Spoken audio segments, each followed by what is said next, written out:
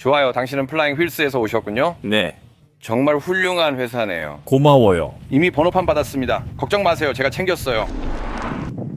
이 멍청한 전기차 때문에 돈이 엄청나게 들어가겠네.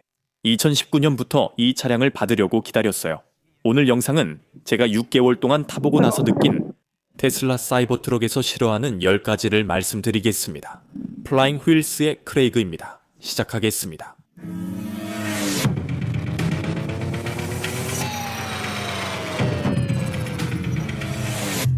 정말 많은 비난이 있죠. 이 트럭을 싫어하는 사람들이 정말 많아요. 그냥 쓰레기예요.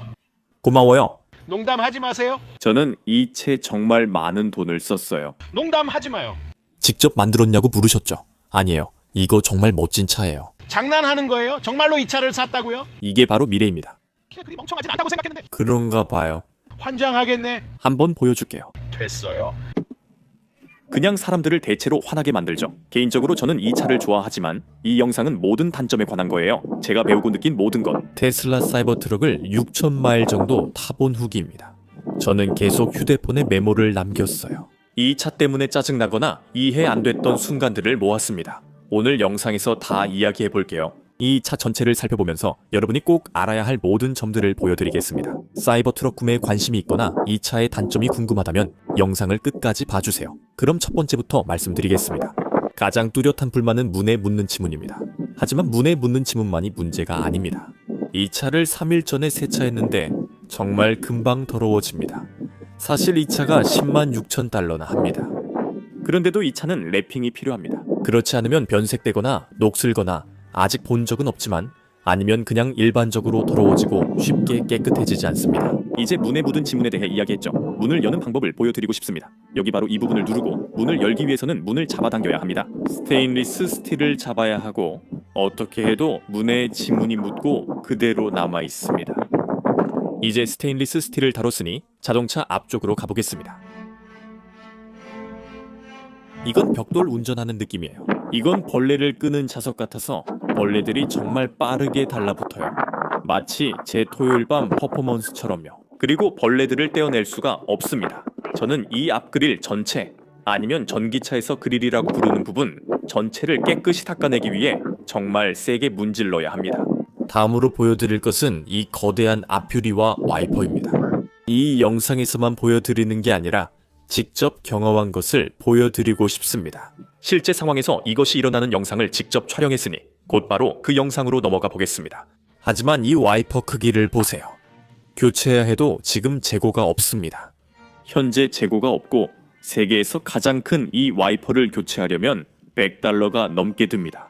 이제 세계에서 가장 큰 와이퍼일 뿐만 아니라 실제로 이 와이퍼에서 물이 분사됩니다. 그래서 대부분의 자동차처럼 보닛의 노즐이 없다는 걸 볼 수 있는데 대신 와이퍼에서 아래로 분사됩니다.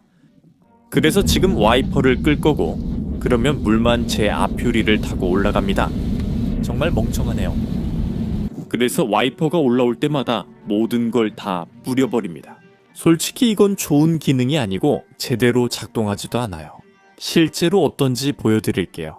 앞유리에 아침 이슬이 맺혔죠? 와이퍼를 켜면 이슬이 아래로 내려갑니다. 물이 다시 앞유리 위로 올라가 버립니다. 도무지 이해가 안 돼요. 지금 보시면 이 앞유리에 약간의 휨이 있는 걸 볼 수 있습니다. 보통은 제 유리 전문가에게 전화해서 앞유리를 교체하곤 합니다. 이건 그냥 모바일 글라스 회사 같은 데에 전화해서 교체할 수 있는 게 아닙니다. 이게 금가면 테슬라 딜러에 가야겠죠? 곧 말씀드릴게요. 이 차 정비가 얼마나 번거로운지 곧 말씀드릴게요. 세계에서 가장 큰 앞유리를 교체해야 할 때 그 비용이 얼마나 들지 저도 말씀드릴 수가 없습니다. 재미있이 없습니다. 저를 따라 바로 이 안으로 들어오세요. 보시다시피 바람과 야자수, 얼굴에 모래가 날리는 걸 보면 여긴 플로리다입니다. 선샤인 스테이트답게 햇살이 정말 강해요. 이 채는 아주 특별한 이유로 선쉐이드가 함께 제공됐습니다. 여기를 보시면 세계에서 가장 큰 앞유리는 세계에서 가장 큰 대시보드도 가지고 있습니다. 그리고 그 위에는 이 고무 같은 플라스틱 대시보드 위에 패브릭 대시보드가 있습니다. 이 패브릭은 자동차 패브릭처럼 햇빛에 노출되면 색이 쉽게 바래고 검정색이 빨리 빨간색으로 변합니다. 이 차는 아직 충분히 새 차라서 전혀 색이 바래지 않았어요. 이 검정이 바래서 밝은 빨강이나 연한색으로 변하려면 얼마나 걸릴까요? 저도 잘 몰라요. 그리고 그걸 알게 될 만큼 이 차를 오래 가지고 있지 않길 바랍니다. 자, 핸들은 꽤 멋집니다. 보시면 약간 오락실 스타일의 타원형 핸들이라는 걸 알 수 있을 거예요. 문제는 저는 다리로 운전할 때가 많다는 거예요. 안 되는 걸 알지만 예전엔 자주 다리로 운전했는데 이제 그 기능이 없어요. 그래서 여기서 뭔가를 꺼내야 하거나 할 때 만약 제가 산만하게 운전하고 싶다면, 물론 그러면 안 된다는 건 다시 한번 알지만요, 이 채 오토 스티어 기능이 있다지만 크루즈 컨트롤도 없어서 아마 그게 다음 클립 내용인 것 같아요. 오른쪽으로 가서 글러브 박스를 열고 제 윈도우 스티커를 꺼낸 뒤 다시 닫을 거예요. 여기 제 윈도우 스티커가 있습니다. 파운데이션 시리즈는 2만 달러입니다. 풀 셀프 드라이빙 기능과 기본 오토파일럿이 포함되어 있습니다. 기본 오토파일럿이나 풀 셀프 드라이빙 기능이 포함되어 있지 않습니다. 저는 6개월 전 이 차를 사서 뉴저지에서 뉴햄프셔 집까지 크루즈 컨트롤 없이 6시간 운전했습니다. 이 페달은 다소 무겁지만 크루즈 컨트롤은 정말 좋은 기능입니다. 저는 크루즈 컨트롤도 없는 채 10만 1985달러나 지불했습니다. 오토파일럿은 당연하고 저는 2번 업데이트를 받았습니다. 대부분 테슬라는 정비소 방문이 필요 없습니다. 대부분 업데이트로 해결되어 오른쪽으로 스크롤의 소프트웨어를 찾으면 새 업데이트 여부를 알려줍니다. 완전 자율주행 기능 크루즈 컨트롤. 아니요, 크루즈 컨트롤은 안 됩니다. 저는 오토파일럿 기능이 있는 테슬라와 크루즈 컨트롤도 없는 테슬라 모두 가지고 있습니다. 여전히 차선 이탈 기능을 사용할 수 없다고 표시되고 또 이렇게 말할 겁니다. 오토파일럿을 사용할 수 없습니다. 그렇죠? 네, 바로 여기요. 차선 이탈과 오토파일럿 모두 사용할 수 없습니다. 사용할 수 없습니다. 그래서 많은 돈을 들여서 차를 샀는데 크루즈 컨트롤도 없어요. 오른발이 피곤해집니다. 이 페달은 무겁고 오토파일럿 때문에 2번 업데이트했습니다. 오토파일럿은 한 번에 1분 30초 정도만 사용했습니다. 그리고 나서 다시 기본 설정으로 돌아갔고 서비스 카메라 정렬이 필요하다고 떴어요. 이 차를 산 날부터 계속 그랬어요. 바로 여기요. 저 잎은 일부러 저기에 놔뒀어요. 이 잎이 패널 틈 사이로 떨어졌거든요. 또 뭐가 있을까요? 흙이나 이물질 등 뭐든지 이 패널 뒤나 틈 사이로 들어갈 수 있죠. 여기만 그런 게 아니에요. 저와 함께 이쪽으로 와보세요. 제가 잔디 위를 지나갈 때 여기 있는 이 모든 작은 틈에 잔디, 흙, 진흙이 다 끼었어요. 그리고 패널을 분리하지 않으면 이걸 빼낼 수가 없어요. 자, 제가 할 수 있는지 한번 볼게요. 여기 안쪽 전체가 사실 잔디, 오래된 갈색 잔디로 덮여 있고 이 패널들을 옮기지 않으면 빼낼 수가 없어요. 그래서 오프로드를 하는 건 별로 좋은 생각이 아니었어요. 트럭이긴 하지만 모든 게 이런 틈 사이로 다 끼어버리거든요. 그리고 여기 아래에 있는 스플래시팬이 모든 충격을 다 받아냈어요. 타이어 뒤쪽 아래 아직도 풀을 볼 수 있어요. 그걸 빼려면 스플래시 패드를 모두 드러내야 해요. 여기 있는 이 웅덩이는 그냥 지나가도 괜찮아 보이죠? 저는 이걸 빠르게 지나갈 수 있을 거예요. 첨벙, 저한테는 재미있을 거예요. 연석을 넘는 게 트럭의 용도고 그런 점이 저를 행복하게 해요. 하지만 저 모래 언덕 바로 너머에는 바다가 있습니다. 바다는 소금물이죠. 이게 소금물입니다. 이건 전기차 배터리의 부식성을 띱니다. 많은 전기차 소유자들에게 만약 밤에 차고 안에 전기차를 주차하고 충전한다면 주택보험이 집을 보장해주지 않습니다. 다음 포인트로 넘어가겠습니다. 저를 따라 차 안으로 오세요. 여기 있는 것은 테슬라 모터스에서 저에게 발급한 중요한 안전 리콜입니다. 그리고 이는 국가교통 및 자동차 안전법에 따라 발송된 것입니다. 해당 차량에 대한 이번 리콜의 이유는 무엇일까요? 에입 유리창 와이퍼 모터 컨트롤러가 게이트 드라이버 부품의 과도한 전기 스트레스로 인해 작동을 멈출 수 있습니다. 고장난 앞 유리창 와이퍼는 시야를 줄여 충돌 위험을 높일 수 있습니다. 리콜로 많은 수리를 기꺼이 해줍니다. 저도 마찬가지입니다. 이 영상은 제가 이걸 싫어하지만 이 트럭은 정말 좋아한다는 내용이기도 하죠. 이건 멍청한 전기 컴퓨터 자동차예요. 정말 싫어요. 창문을 내리고 정말 싫어요. 하지만 솔직히 말해서 제가 이 차를 샀을 때 테슬라 딜러십 안에 있던 사람들은 믿을 수 없을 만큼 친절하고 도움이 많이 됐어요. 그리고 오늘도 마찬가지였어요. 아무도 불친절하지 않았고 모든 게 쉬웠어요. 예약 없이 즉석에서 받아주고 10분 만에 진단 후 창문 레귤레이터가 필요하다고 했어요. 와이퍼 모터 리콜도 있어서 처리해준다고 했고 저를 위해 주문해줬어요. 먼저 도착하면 예약을 앞당겨준대요. 다시 한번 이 차는 멍청한 컴퓨터 자동차예요.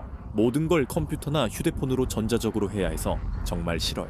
하지만 실제 사람을 만나게 되면, 직접 사람과 얘기할 수 있게 되면 그분들은 정말 훌륭했어요. 하지만 오늘 테슬라에서 알림을 받았는데 테슬라가 2431대의 사이버 트럭을 리콜한다고 하더라고요. 이번에는 소프트웨어로 해결할 수 없는 문제입니다. 많은 업데이트는 단순히 오류만 고칠 수 있습니다. 이번 경우에는 차량을 다시 입고시켜야 해요. 테슬라는 종종 새로운 소프트웨어를 배포해서 제품의 결함을 고칠 수 있죠. 인버터 고장은 기술자가 직접 트럭을 수리해야 해결됩니다. 그래서 이 사이버 트럭을 서비스 예약해야 해요. 포드 딜러, 쉐보레 딜러는 거의 모든 도시에 있지만 테슬라 대리점은 모두 있진 않아요. 저한테 가장 가까운 곳은 웨스트팜비치인데 남쪽으로 45분 거리예요. 거기까지 45분, 돌아오는데 45분. 거기서 기다리는 시간도 포함해야 해요. 그래서 최소 2시간은 걸려요. 차를 서비스받거나 문제가 생길 때마다 맡기는 테슬라에게는 정말 많은 점수를 주고 싶어요. 이 차는 여러 대의 카메라로 주변을 모두 촬영해 태블릿 디스플레이에 상황을 보여줘요. 저는 주로 옛날 방식처럼 백미러, 뒷유리창, 사이드미러를 함께 보는 걸 선호해요. 하지만 이 차는 백미러도 아주 작고 뒷유리창도 마찬가지로 작아요. 하지만 뒷유리창은 토너 커버가 열려 있을 때만 있어요. 토너 커버를 닫으면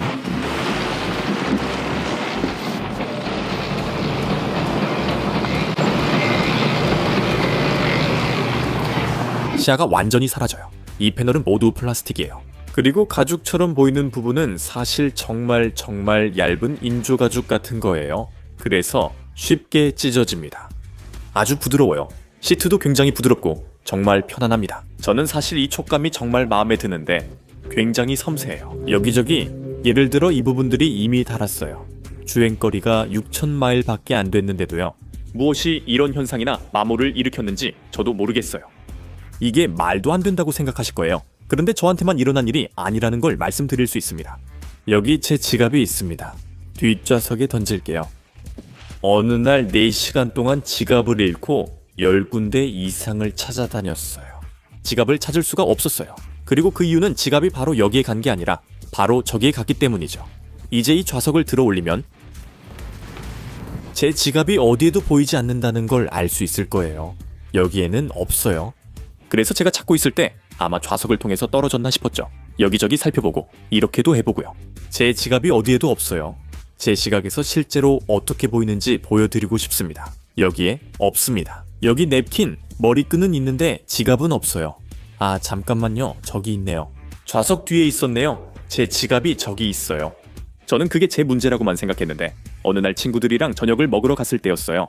그 친구가 핸드폰을 잃어버렸고 저는 어디를 찾아야 할지 바로 알았죠. 그 친구가 뒷좌석에 앉았고 제가 지갑을 잃어버린 경험 덕분에 친구의 핸드폰 위치를 바로 알았어요. 이제 제가 사이버 트럭에서 정말 좋아하는 것 중 하나는 바로 뒷좌석이에요. Are you serious? 아이들이 축구할 때 저는 뒷좌석에서 일 많이 해요. 문제는 차가 저를 두고 꺼진다는 거예요.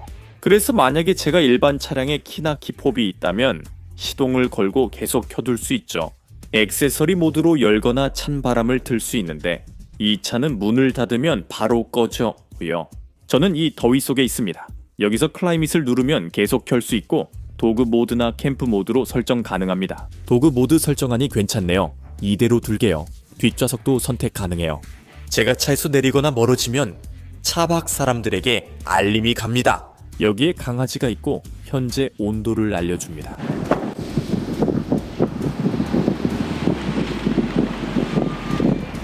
그래서 제가 뒷좌석에서 작업을 하고 싶을 때마다 사실상 도그 모드를 켜고 뒷좌석에 앉아 있어야 합니다. 배터리는 일정한 온도를 유지해야 하기 때문에 온도를 조절해야 합니다.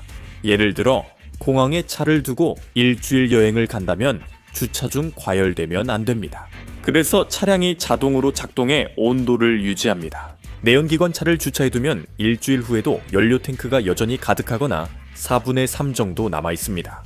사이버 트럭을 주차해두면 돌아왔을 때 남아있는 배터리가 처음보다 더 적어져 있습니다. 비 오는 날 충전하는 건 좀 다릅니다. 본질적으로 저는 엄청난 양의 전기를 이 콘센트에 주입해야 하는데 그걸 비 오는 날에 꽂아야 하죠. 괜찮다고 안전하다고 들었습니다. 그런데 이렇게 말로 하니까 뭔가 이상하게 느껴지네요. 이게 단순히 경첩에 달린 작은 문일 뿐이고 고정장치가 전혀 없다는 게 문제입니다. 그래서 얼마나 쉽게 조금 열리는지 보실 수 있습니다. 제가 고속도로를 운전할 때 이게 계속 바람의 펄럭입니다. 지금 당장은 문제가 되진 않아요. 방금 열린 걸 보셨듯이 저는 거울로 이게 움직이는 걸 볼 수 있습니다. 이게 실제로 완전히 부서지기까지 몇천 마일이나 더 갈 수 있을까요? 이렇게 바람에 펄럭이면서 계속 버틸 수 있을까요? 아니면 결국 고장이 나게 될까요? 이 차는 아주 날카로운 모서리들이 있고, 그리고 제가 말했듯이 오토파일럿 크루즈 컨트롤 기능도 있습니다. 일부 카메라만 켜져 있습니다. 결함 때문에 서비스를 받으려면 가져가야 하는데 예약할 때마다 한 달이 걸립니다. 저는 새 집의 차고문을 심하게 찌그러뜨렸습니다. 보시면 아시겠지만 후방 센서와 주차 센서가 없습니다. 제 플라스틱 범퍼에 찌그러짐이 있습니다. 카메라로 보이지 않는 곳에 너무 가까이 있다는 걸 알려주는 게 아무것도 없었기 때문입니다. 다시 말하지만 후방 거울로도 제 구석을 볼 수 없었고 미러 센서도 작동하지 않아서 제 차고문에 정말 큰 손상을 입혔습니다. 이것도 날카로운 모서리 때문에 완전히 바뀌었습니다. 이제 여러 번 언급한 강력한 서비스 부서에 대해 이야기하겠습니다. 테슬라 딜러는 그렇지 않습니다. 특히 뉴햄프셔에선 운이 나쁩니다. 가장 가까운 곳이 플로리다에 있고 1시간 반이나 걸려요. 저한테 제일 가까운 곳도 45분 거리입니다. 출퇴근 거리는 신경 쓰지 마세요. 어느 쪽이든 저는 거기에 3번이나 갔고 1시간 반을 운전해서 갔어요. 이제 제 차를 정비받으려면 그렇게 해야 합니다. 거기는 너무 밀려 있어서 뭔가를 맡길 때마다 한 달씩 기다려야 해요. 이 창문이 계속 오르내리는 큰 문제가 있었어요. 이 창문이 계속 올라갔다 내려갔다 하면서 허리케인 시즌 한 달 내내 이런 일이 반복됐는데 드디어 이 문제가 해결됐어요. 당연히 제가 카메라를 켜니까 지금은 그런 현상이 안 일어나네요. 정말 고마워요, 고마워요, 고마워요. 드디어 이 차가 정말 싫어지기 시작했거든요. 한 달 내내 서비스를 받을 수가 없어요. 서비스도요.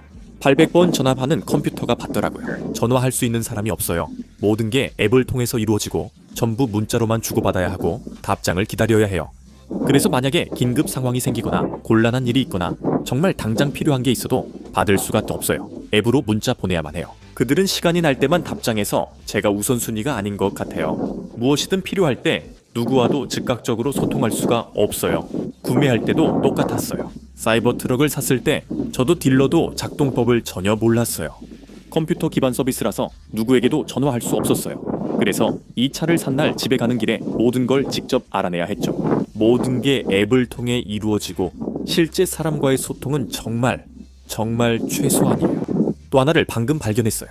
이 문을 밀면 실제로 작동하는 액추에이터가 튀어나와서 이 문을 열어줘요. 그래서 문을 열고 너무 빨리 닫으려고 하면 문이 닫히지 않아요. 액추에이터가 열리면 닫히기까지 시간이 걸려 문이 바로 닫히지 않아요. 큰 문제는 아니고 방금 알게 됐어요. 차 안으로 들어가면 제가 이미 창문 스티커를 잠깐 보여드렸었죠. 102,000달러예요. 테슬라는 신차 가격을 자주 인하하는 것으로 악명이 높죠. 사실 이건 좋은 일입니다. 저도 새 차를 더 저렴하게 사고 싶죠. 하지만 테슬라가 신차 가격을 내릴 때마다 중고차의 가치가 크게 떨어지고 감가상각이 심해집니다. 저는 이 차를 지금 101,000달러에 샀고 그게 유일한 선택지였습니다. 이제 파운데이션 시리즈로 사이버트럭 사륜구동 모델을 79,980달러에 살 수 있습니다. 7,500달러 세금 공제는 8만 달러 이하 전기차만 적용됩니다. 8만 달러 초과 시 해당되지 않습니다. 저는 10만 2천 달러를 지불했고 전기차 세금 공제 혜택도 받지 못했습니다. 8만 달러 이하였으면 7,500달러 세금 공제로 이 차는 7만 2,500달러가 됐을 겁니다. 그게 무슨 뜻이냐고요? 사람들이 이 트럭과 매우 비슷한 버전을 2만 3,500달러 더 저렴하게 살 수 있다는 뜻입니다. 제가 지불한 금액보다 24,500달러 더 저렴하게 살 수 있습니다. 물론 그건 파운데이션 시리즈가 아니며 다시 만들지 않을 겁니다. 진짜 테슬라 팬이라면 다른 사람의 파운데이션 시리즈를 사지 않는 한 이런 차는 다시 못 구합니다. 또 다른 이상한 점이 있어요. 사실 별거 아닐 수도 있지만 제 아내와 제가 함께 차에 있을 때는 좀 신경 쓰입니다. 이 가격대라면 듀얼 에어컨이 있을 줄 알았어요. 여기 누르면 이게 제 온도입니다. 항상 추운 제 아내와 항상 더운 저, 이렇게 두 사람이 각자 다른 온도를 설정할 수 있는 기능이 없어요. 반면에 뒷좌석은 저와 별도로 온도를 조절할 수 있습니다. 제가 정말 신경 쓰지 않는 마지막 이유를 말씀드리기 전에, 하지만 제가 사이버 트럭을 안 좋아하는 건 짜증나는 점이 있어서입니다. 곧 말씀드리겠습니다. 제가 추가로 보고 싶은 건 오프로드 성능입니다. 저는 험비 H1을 가지고 있는데 원한다면 저기 있는 벽까지도 거의 뭐든지 올라갈 수 있습니다. 하지만 이 차도 가능할까요? 그래서 주차 모드로 넣고 여기서 전륜구동으로 바꿀 겁니다. 트레일 어시스트를 실행하는지 확인하고 설정이 하이로 되어 있는지 확인하세요. 원하면 실제 오프로드 앱도 있습니다. 카메라로 주변과 피치, 레벨링까지 보여줍니다. 이거 정말 멋집니다. 이런 기능도 최근에야 쓸 수 있게 됐고 저도 최근에 업데이트 받았어요. 디퍼렌셜 락 기능은 처음이지만 이제 모두 켜보겠습니다. 표시등이 깜빡입니다. 앞으로 움직이며 핸들을 좌우로 돌려주세요. 확인 바랍니다. 그리고 실제로 차고를 아주 높게, 즉 지상고 139인치까지 올릴 수 있다고 나와 있습니다. 그래서 사이버트럭은 이제 없습니다. 제가 팔았거든요. 사이버트럭 없이 2주가 지났습니다. 솔직히 말씀드리면 그 차가 그립습니다. 하지만 엄청난 감가상각을 겪었고 더 가치가 떨어지기 전에 그걸 팔아야만 했습니다. 제가 그걸 어떻게 팔았는지, 얼마에 팔았는지, 그리고 이 사이버트럭을 6개월 동안 소유하면서 얼마나 손해를 봤는지에 대한 영상을 따로 올릴 예정입니다. 별도 영상이 준비되어 있습니다. 영상이 유익했다면 좋아요와 구독 부탁드립니다. 자동차를 좋아하신다면 더욱 감사하겠습니다. 사이버트럭을 정말 좋아하긴 했지만 장거리 여행을 대신할 수 있는 다른 차량들이 있기 때문입니다. 가족 로드트립엔 더 큰 차량이 필요하지만 사이버트럭은 새롭고 재미있어요. 그리고 관심을 받는 걸 좋아한다면 좋든 나쁘든 그 트럭이 딱이었습니다. 그 트럭은 수백만 조회수를 기록했고 저는 매일 그리워합니다. 시청 감사합니다. 저는 플라잉 휠스의 그렉입니다. 다음 영상에서 봐요. 다른 사이버 트럭들도 지나가고 있는데 이 트럭이 얼마에 팔릴지 보시죠.